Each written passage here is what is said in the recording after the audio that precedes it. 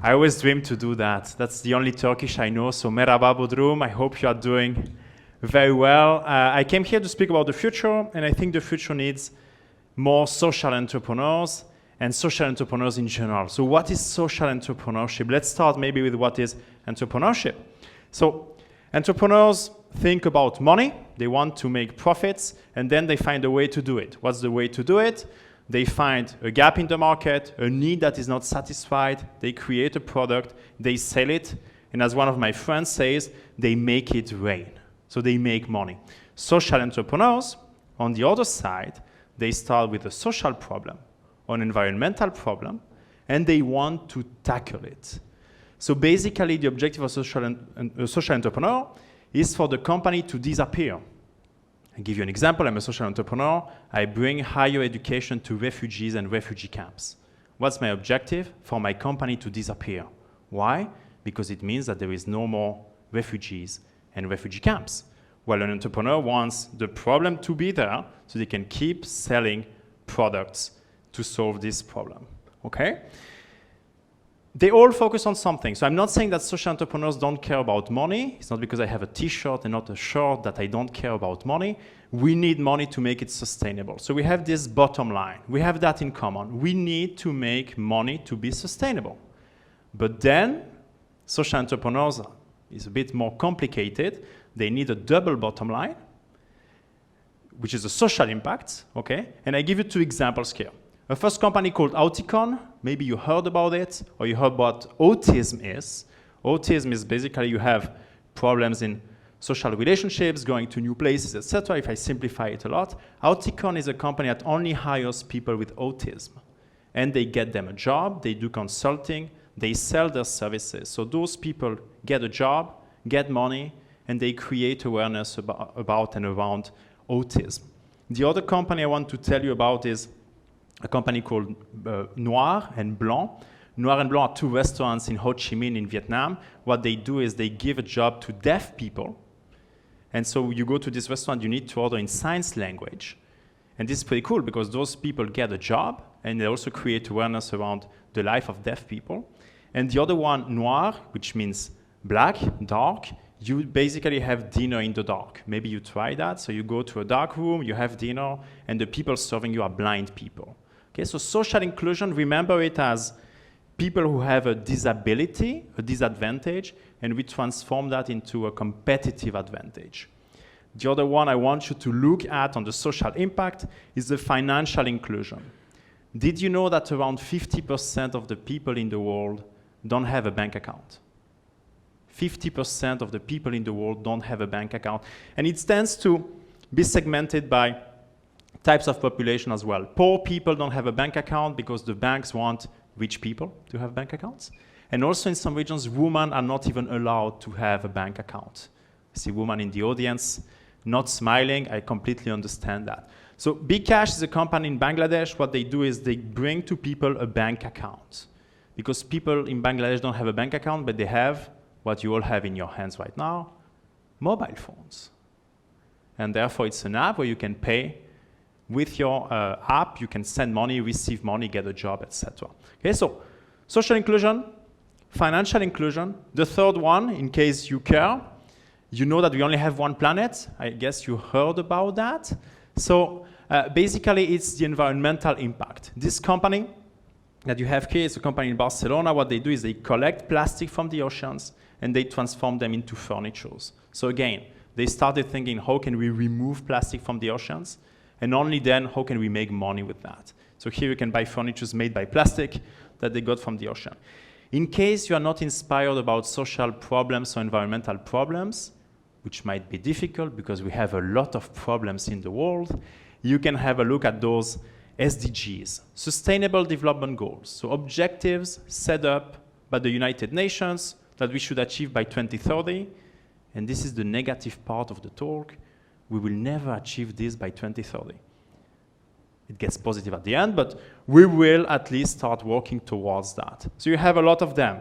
Zero hunger, no poverty, gender equality, life under the ocean. The fourth one, which is the one I'm working on, which is access to quality education. So just take one of those, and this is the starting point of your social venture. Which problem do you want to tackle? And only then you think about how to tackle it. By the way, just to motivate the greedy people here, it's a $12 trillion business opportunity. 12 trillion is a lot of zeros, okay, after the 12. Only then you think about the product, okay? So you basically see the difference of social entrepreneurs and traditional classic entrepreneurs. They don't start the same way. Other key challenges, I told you it's more difficult to be a social entrepreneur. It's not only about wearing a t-shirt on stage. You have this hybrid financing. I don't know what you think, but I love this picture. I love dogs, and flying dogs for me are the best. What's hybrid financing? It means that you need to make money, and you also accept donations. That's basically the main difference with charity funds. Charity funds, they only receive donations. Here you need to sell something. You need to generate incomes as well. This sounds pretty cool. It also creates a disadvantage. If I give you 1 million euros for your social venture that you will be creating next year, I probably want to say something about my 1 million euros.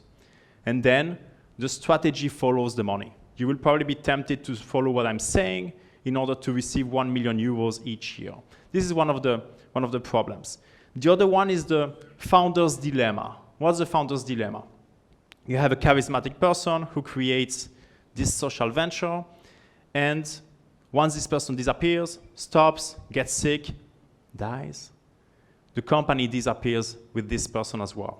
This is the kind of thing you need to stop. Apple did not disappear with Steve Jobs, even if Steve Jobs was very charismatic. I think we all agree on that.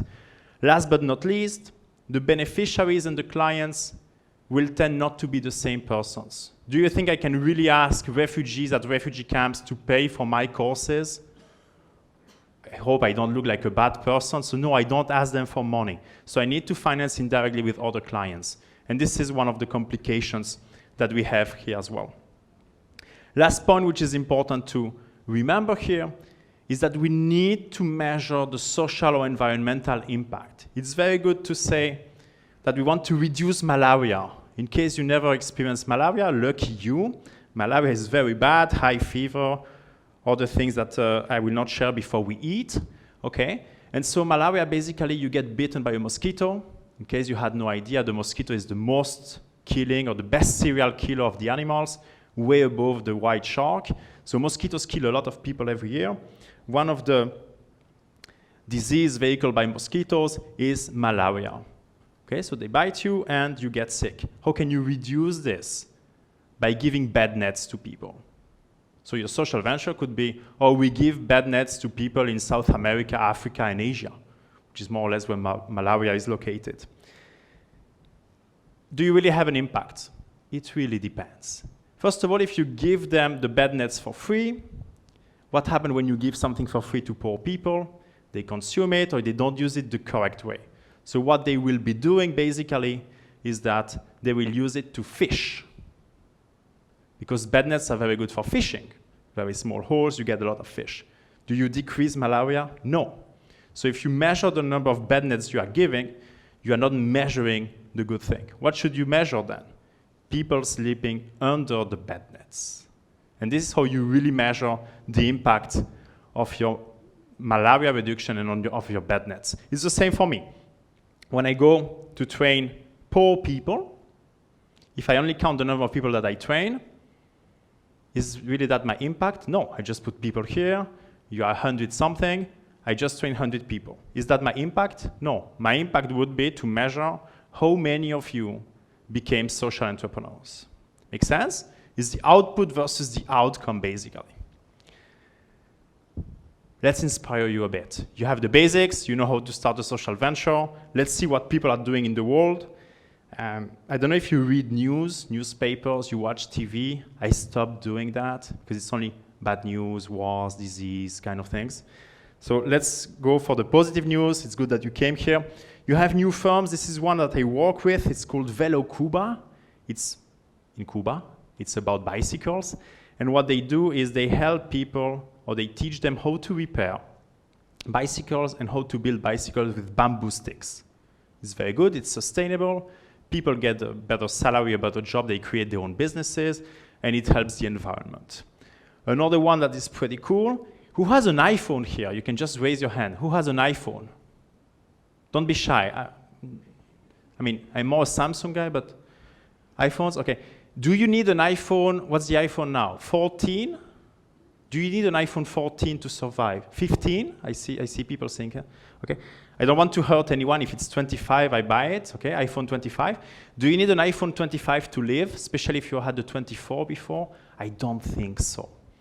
And basically you don't need it. So what this company is doing, Swappy, they refurbish, they kind of repair your iPhone 14, who works very well. You are getting the 15, but someone in the world probably wants the iPhone 14.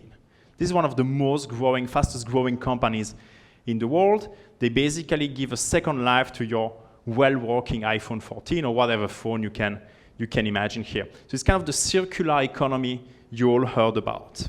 Okay. Last but not least, this is Notpla. Who of you use the packaging or threw on the garbage or to the garbage this morning a packaging? Plastic, paper, whatever kind of packaging you can imagine. Probably all of you here, don't raise your hands.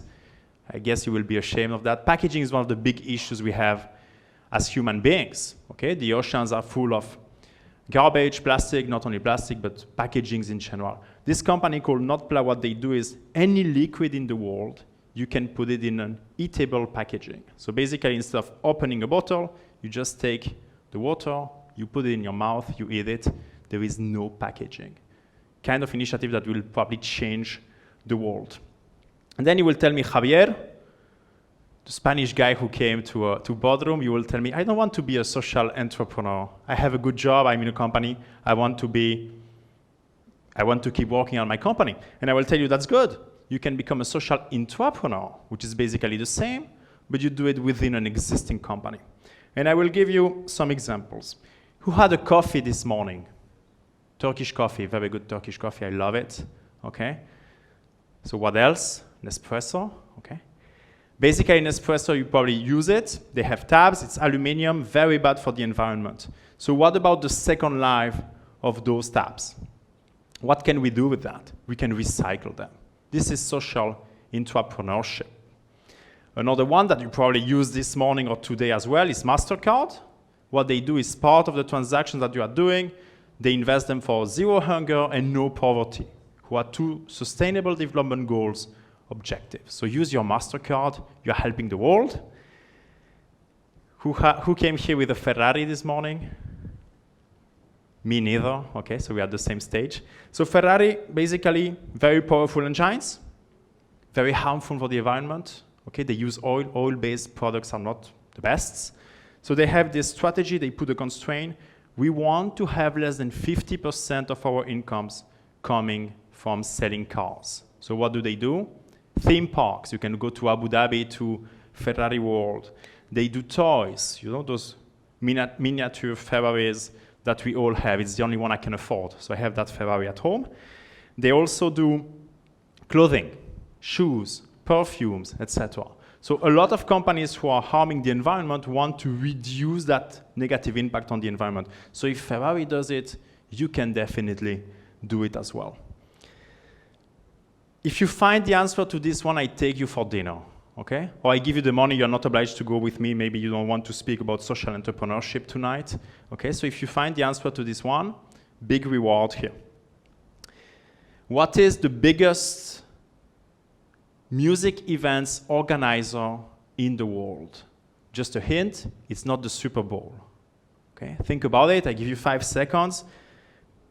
What's the biggest live music events organizer in the world?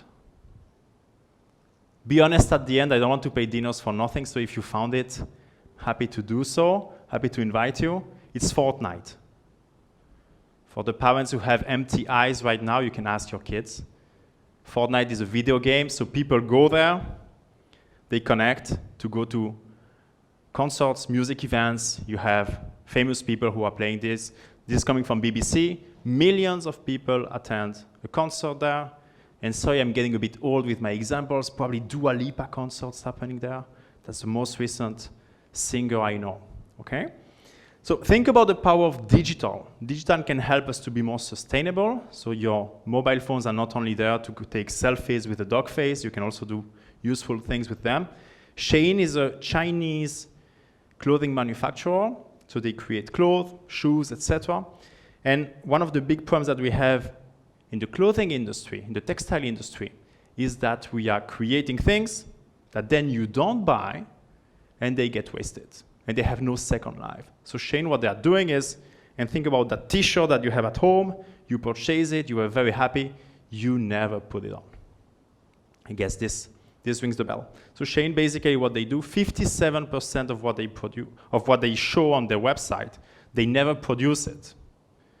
So you can see it, you can try it on because you create an avatar, so it's yourself in virtual, and you can try this jacket, and then you say, maybe it's not the best jacket for a talk, and then you don't buy it. So 57% of what they design, they never produce it.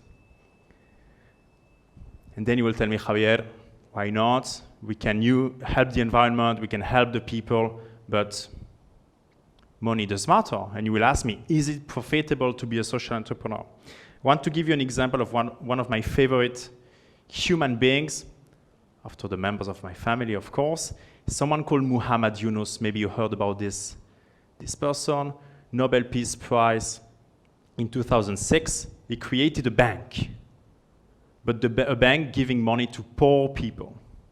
Extreme poverty is less than $1 per day, and he's giving money, lending money to those people. It took 3 million families out of poverty. That's already a good statistic. The bank is generating $150 million in incomes, which is not too bad. I don't know how much we are making here, but 150 million per year, not bad. $7.4 billion in value and more than 20,000 employees. And again, helping 3 million families, not persons, families, to get out of poverty. So this is how powerful social entrepreneurship and social ventures can be. And now you know how to do it. You can read more about it, you can keep in touch about it, but now you know how to start a social venture and what you should be doing to have a positive impact while making money. And one of my sentences to finalize, and you can make it yours, being a social entrepreneur is happiness. Helping others to become social entrepreneurs is super happiness. Teşekkür ederim.